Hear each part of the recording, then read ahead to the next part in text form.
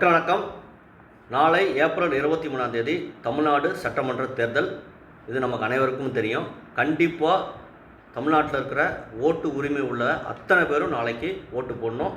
இது நமக்கு இந்திய சட்டப்படி ஜனநாயகப்படி நமக்கு அந்த உரிமை அளிக்கப்பட்டு இருக்கிறது. மக்களை யார் ஆள வேண்டும் என்பது நம்மளுடைய ஜனநாயகத்தைப்படி மக்கள் தான் தீர்மானிக்க வேண்டும். அதற்கு அரசியலமைப்பு சட்டம் கொடுத்திருக்கும் மிகப்பெரிய வாக்கு உரிமை நமக்கு. அதை கண்டிப்பாக பயன்படுத்த வேண்டும். அடுத்தது, கடந்த ஒரு மாத காலமாக நீங்கள் தேர்தல் பிரச்சாரத்தை பார்த்துருப்பீங்க. ஆட்சியில் 5 வருஷம் இருந்த திமுக அரசு தான் செய்த சாதனை என்று சொல்வதற்கு ஒன்றுமே கிடையாது.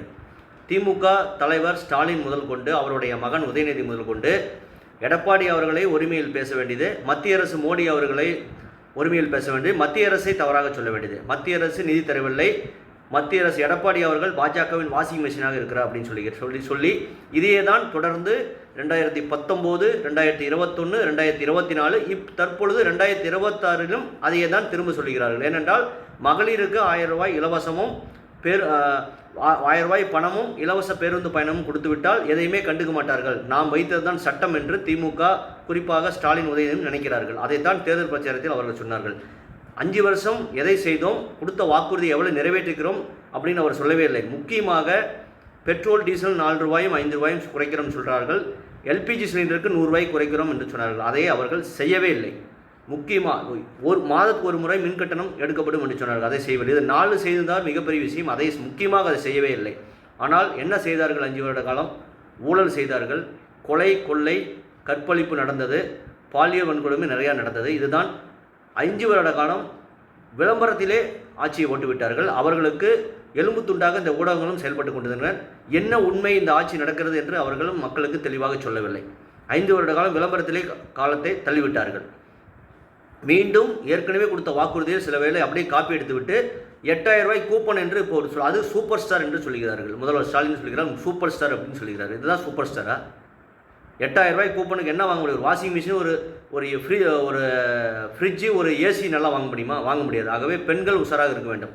40 எம்பியை கொடுத்தோம் 2 தடவை தமிழ்நாடு மக்கள் கொடுத்துருக்குங்க. ஆனால் அவருக்கு என்ன, நாடாளுமன்றத்தில் போய் ஸ்டாலின் வாழ்க உதயநிதி வாழ்கன்னு புகழ் பாடிவிட்டு தமிழ்நாட்டு மக்களுக்காக ஒன்றும் செய்யவில்லை. 33% மகளிருக்கான இடஒதுக்கீடை மோடி அரசாங்கம் நாடாளுமன்றத்தில் இப்பொழுது போன வாரம் கொண்டு வந்தது. ஆனால் அதை திமுக மற்றும் காங்கிரஸ் தோற்கடித்திருக்கால் அந்த மசோதாவை. பெண்கள் ஒரு ஆட்சி பொறுப்புக்கோ ஒரு அரசியலுக்கோ வர வேண்டும் என்று இவர்கள் விரும்பவில்லை. ஆனால் பேசுவது சமூக நீதி. பெண்கள் முக்கியமாக சிந்திக்க வேண்டும். அம்மா ஜெயலலிதா அவர்கள் காலத்தில் சட்டம் ஒழுங்கு சிறப்பாக இருக்கும். மற்ற விஷயங்கள் எதுவேனாலும் நம்மள சட்டம் ஒழுங்கு ஒரு ஆட்சியில் சிறப்பாக இருக்க வேண்டும். அது ஜெயலலிதா அவர்கள் ஆட்சியில் கண்டிப்பாக இருக்கும். காவல்துறை பயந்து, அம்மா அவர்களுக்கு பயந்து, மக்களுக்கு பயந்து பணி செய்வார்கள். ஆனால் திமுக ஆட்சியில் கடந்த 5 வருட காலமாக காவல்துறை திமுக அரசை விமர்சனம் செய்தவர்களை தேடி தேடி அரசு செய்தார்கள். ஆனால் உண்மையான கஞ்சா விற்கிறவன் அவனெல்லாம் அரசு பண்ணவே இல்லை. கஞ்சா விற்கிறவன் எல்லாமே திமுக, முக்கியமாக ஜாஃபர் சாதிக்கு நமக்கெல்லாம் தெரியும். அவங்க தான் மிகப்பெரிய இந்த கஞ்சாவுக்கு தமிழ்நாட்டில் இன்னைக்கு வீதி தோறும் கிராமம் தோறும் கஞ்சா பழகி இருக்குது. திமுக அரசில் கடந்த 5 ஆண்டு காலமாக 8000 படுகொலைகள், 2000க்கு மேற்பட்ட பாலியல் வன்கொடுமை நடந்திருக்கிறது. இப்போ 3 நாளுக்கு முன்னே திருவண்ணாமலையில் ஒரு மாணவி 11வது லீவுக்கு அவங்க பாட்டி வீட்டுக்கு வந்துட்டு ஒரு மேரேஜ் அட்டன் பண்ணிவிட்டு திரும்ப அவங்க வீட்டுக்கு போயிட்டு இருக்கும்போது நைட்டு ஈவினிங் 3 பேர் பின்தொடர்ந்து போய் மாந்தோப்புக்குள்ளே இழுத்து கொண்டு போய் பாலியல் வன்கொடுமை செஞ்சுருக்கிறான். அந்த வழக்கை அந்த விசாரணையை காவல்துறை தேர்தல் நேரம் அப்படிங்கிறனால வெளியிடவே இல்லை, திட்டமிட்டு மறைச்சிட்டாங்க. இன்று காலை அந்த பேப்பரில் வந்திருக்கு அந்த நியூஸ். ஆகவே இப்படி தான் திமுக ஆட்சி இருக்கிறது. எடப்பாடி அவர்கள் 4 ஆண்டு இருந்தார். ஆனால் சொல்லுபடி அளவுக்கு சிலதை செய்தார். என்னன்னு பார்த்தீங்கன்னா, முக்கியமாக 7.5% இடஒதுக்கீடு தமிழ் பள்ளிக்கூடத்தில் படிக்கிற மாணவர்களுக்கு நீட்டில் கொண்டு வந்தார். கோவை டெல்டா மாவட்டம்னு பார்த்தீங்கன்னா அத்திக்கடவு அவனாசி திட்டம் கிட்டத்தட்ட 50 ஆண்டு காலம் அது அப்படியே தாமதமாக வந்துக்கிட்டே இருந்தது. எடப்பாடி அவர்கள் அதை நடத்தி காட்டினார். அத்திக்கடவு அவனாசி திட்டம் பாசன திட்டத்தை கொண்டு வந்தார். 11 மருத்துவக் கல்லூரிகள் மத்திய அரசிட்ட பேசி கொண்டு வந்தார். டெல்டா மாவட்டத்தை பாதுகாக்கப்பட்ட வேளாண் மண்டலம் அறிவித்தாங்க. தலைவாசலில் மிகப்பெரிய கால்நடை ஆராய்ச்சி நிலையம், அந்த மருத்துவமனைலாம் கொண்டு வந்தது. இந்த மாதிரி சொல்லுபடி திட்டம் எடப்பாடி ஆட்சியில் இருக்குது. அதே மாதிரி மீண்டும் எடப்பாடி அவர்கள் 4 வருட காலம் இருந்தார். அதில் 1 வருஷம் கொரோனா வந்துடுச்சு. இருந்தாலும் சமாளித்து ஆட்சி மாற்றம் திமுக எதுவுமே செய்யலை. வாஷிங் மிஷின் இவர்களுக்கு வாஷிங் மிஷின் எடப்பாடி அவர்கள் பாஜக வாஷிங் மிஷின் அப்படின்னு சொல்கிறாங்க. ஆனால் இவர்களுக்கு வாஷிங் மிஷினாக திமுக வாஷிங் மிஷினாக இருக்கிறது அதிமுகவிலிருந்து வந்த செந்தில் பாலாஜி தான். 2016 கரூரில் போய் ஸ்டாலின் சொல்கிறாரு, கேடுகட்ட செந்தில் பாலாஜி அப்படின்னு சொல்கிறாரு. இப்போ அந்த செந்தில் பாலாஜி இங்கே வந்து வாஷிங் மிஷினை துவச்சி திமுக வந்ததுக்கு உத்தமர் ஆகிட்டாரா?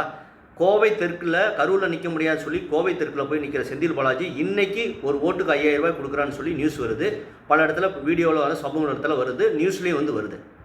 பல இடத்துல திமுக காரங்களும் 1000 ரூபா 2000 ரூபா கொடுக்குறாங்கன்னு சொல்லி நியூஸ் வருது. எதற்கெடுத்தாலும் திமுக அரசை எந்த கொம்பனாலும் திமுக ஆட்சி ஒன்றும் பண்ண முடியாது, திமுக ஒன்றும் முடியாதுன்னு சொல்கிற ஸ்டாலின் அவர்கள் ஏன் பயந்து ஓட்டுக்காக பணம் கொடுக்க வேண்டும்? மக்களை ஏமாற்றுறது மோடி எதிர்ப்பு வச்சு மக்களை ஏமாற்றிவிட்டு நாம் காலத்தை தள்ளலாம் அப்படின்னு சொல்லி திமுக நினச்சது. ஆனால் இப்போ மக்கள் விழிப்பாகி விட்டார்கள். அதனால் நீங்கள் உங்களுக்கு ஆட்சி வந்து சிறப்பாக செஞ்சுருந்தா எதனால நீங்கள் வந்து ஓட்டுக்கு பணம் கொடுக்கணும்? இப்போது கோயம்புத்தூர் தெற்கில் அந்த வேட்பாளர் வந்து தேர்தலை வந்து ரத்து பண்ணணும்னு சொல்லி இன்றைக்கி போராட்டம் பண்ணிகிட்டு இருக்கார். செந்தில் பாலாஜி அந்த அளவுக்கு அட்டூழியம் கரூர் ஆளுங்களை கூட்டு கொண்டு போய் ஏன் இந்த செந்தில் பாலாஜி இந்த தேர்தல் ஆணையமும் வந்து ரொம்ப ஸ்ட்ரிக்ட் பண்ணாத இருக்கிறாங்க. அவர் ஊழல் செய்த மனிதர் சிறையிலே அமைச்சராக வச்சிருந்தார் ஸ்டாலின் அவர்கள். அந்த அளவுக்கு தான் ஸ்டாலினோட சட்டம் ஒழுங்கு இருக்குது. ஆகவே பெண்கள் வந்து சிந்திக்க வேண்டும். மோடி எதிர்ப்பு, பாஜக எதிர்ப்பு, மத்திய அரசு எதிர்ப்பு வச்சு நம்ம காலத்தை தள்ளுறான்னு சொல்லி இந்த திமுக அரசு நினைத்து கொண்டு இருக்கிறது. கண்டிப்பாக மோடி அவர்கள் 12 வருஷமாக இதுவரையிலும் காங்கிரஸ் திமுக அந்த கூட்டணியில் இருந்ததை கூட தமிழ்நாட்டுக்கு அதிக நிதி கொடுத்துருக்கோம். 14 லட்சம் கோடி அளவுக்கு நிதி கொடுத்துருக்கோம் 12 வருஷம்னு சொல்லி பிரதமர் மோடி அவர்கள் வந்து சொல்லியிருக்கிறார். நிறைய திட்டங்கள் விவசாயிகளுக்கு 2000 ரூபா 3 மாதத்துக்கு ஒரு தடவை வருதில்ல, அது மத்திய அரசு டைரெக்டாக கொடுக்குறது தானே.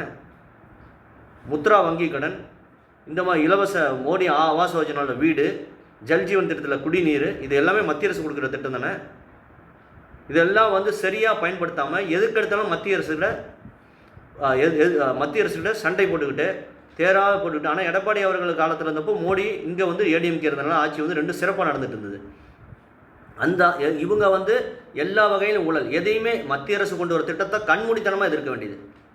அது கேட்டால் மோடி அரசு இவ்வளோ நிதி தந்திருக்காங்க, 14 லட்சம் கோடி அளவுக்கு நிதி தந்திருக்காங்க. அப்போ அந்த நிதியெல்லாம் எங்கே போச்சு? திமுக குடும்பம் வந்து கொள்ளையடிச்சிட்டிங்க. அதுதானே உண்மை. எல்லாம் சொல்கிறது வந்து உண்மை தானே. ஆகவே பெண்கள் சிந்திக்கணும். நாளைக்கு ஏப்ரல் 21 நீங்கள் வாக்களிக்க போகும்போது உங்களுக்கு தேவை அந்த 8000 டோக்கனா, இல்லை உங்களுடைய அடுத்த 5 வருஷம் உங்களுடைய வாழ்க்கை வந்து நிம்மதியாக இருக்கணுமா, உங்கள் குழந்தை குட்டிங்க நல்லா இருக்கணுமா, அதை சிந்திச்சு வாக்களிங்க. ஆகவே நீங்கள் மத்தியிலும் மாநிலத்திலும் ஒரு ஒற்றுமையான அரசு ஏற்படுத்த வேண்டும். அதனால தான் மோடி அவர்கள் சொல்ல டபுள் இன்ஜின் சர்க்கார். அது இருக்கும்போது பார்த்திங்கன்னா மத்தியிலும் மாநிலம் சிறப்பாக இருக்கும், மாநிலம் நல்ல வளர்ச்சி இருக்கும்.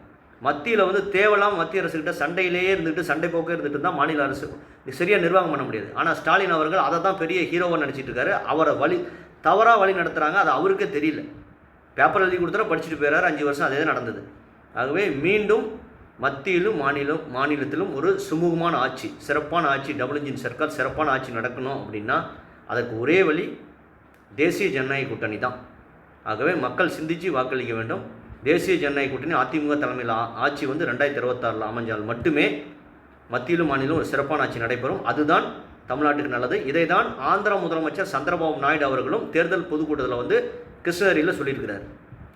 திமுக தோற்க வேண்டும், தமிழ்நாடு வெல்ல வேண்டும் அப்படின்னு சொல்லியிருக்காரு. அது கண்டிப்பாக உண்மையாகவே நல்ல சரியான கூற்று அவர் சொல்லியிருக்கிறது. அதுதான் ஆந்திராவிலும் நடக்குது. மத்தியிலும் மாநிலத்திலும் சிறப்பான ஆட்சி, டபுள் இன்ஜின் சர்க்கார் நடந்துட்டு இருக்கு. அந்த டபுள் இன்ஜின் சர்க்கார் கண்டிப்பாக தமிழ்நாட்டுக்கு வர வேண்டும். அதற்கு மீண்டும் இங்கே தமிழ்நாட்டில் அதிமுக தலைமையின எடப்பாடி அவர்கள் தலைமையிலான ஆட்சி அமைய வேண்டும். அதை மனதில் வைத்து பெண்கள் குறிப்பாக அதை மனதில் வைத்து, அம்மாவோட ஆட்சி பார்த்துருப்பீங்க எவ்வளோ வந்து ஒரு ஸ்ட்ரிக்டாக இருக்கும் லா அண்ட் ஆர்டர் அப்படின்னு, சட்டம் ஒழுங்கு. அதை மனதில் வைத்து பெண்கள் நாளைக்கு வாக்களிக்க வேண்டும். 8000 ரூபாய் கூப்பனும் அந்த 2000 ரூபாய் காசுக்கெல்லாம் நீங்கள் மைண்டு வாக்களிச்சிங்கன்னா மீண்டும் நீங்களே உங்களை படுகொலையில் தள்ளிக்கிறீங்க அப்படிங்கிறது தான் அர்த்தம். இதை பற்றி உங்களுக்கு கருத்து என்ன என்பதை கமெண்ட் செய்யுங்க. சேனலை ப்ளீஸ் சப்ஸ்கிரைப் அண்ட் ஷேர் செய்யுங்கள். நன்றி, வணக்கம், ஜெய்ஹிந்த்.